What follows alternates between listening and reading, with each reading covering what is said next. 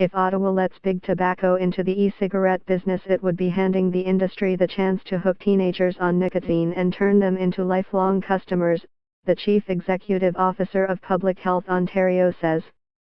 It's desperately difficult for people to give up smoking once they're addicted to nicotine, drive. Peter Donnelly said, and my concern is that e-cigarettes and vaping of nicotine-containing mixtures could be a very effective way of recruiting a whole new generation of nicotine-addicted young people who are then very prone to turn to smoking cigarettes.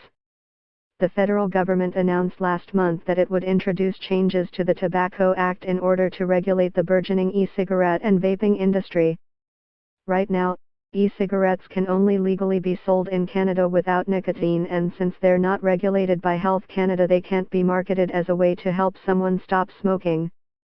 But what's legal and what's actually happening are not necessarily the same thing. More than 26% of people who vaped reported that their last e-cigarette contained nicotine, while another 19% said they didn't know if their last vape was nicotine-free or not, according to a 2015 study on countrywide tobacco uses and trends by Waterloo's Propel Centre for Population Health Impact. The study also found that most specialty vaping stores and online e-cigarette shops offer nicotine-laced vaping liquid, much of which is flavored to taste nothing like tobacco. It's an issue that Donnelly said the pending regulations need to address in order to balance the needs of an adult population trying to quit smoking, with protectionist measures to keep youth from taking up the habit. The flavors include everything from bubblegum to maple syrup to mint, something that has been the target of public health officials like Donnelly, who argue it's essentially marketing to children.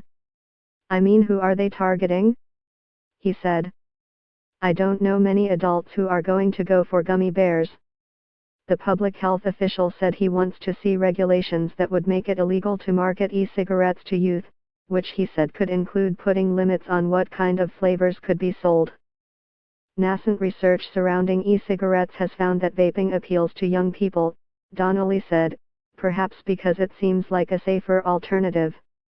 But cigarettes are an outstandingly dangerous product, and the worry is that nicotine-dispensing e-cigarettes and vaping products are very attractive to young people, he said.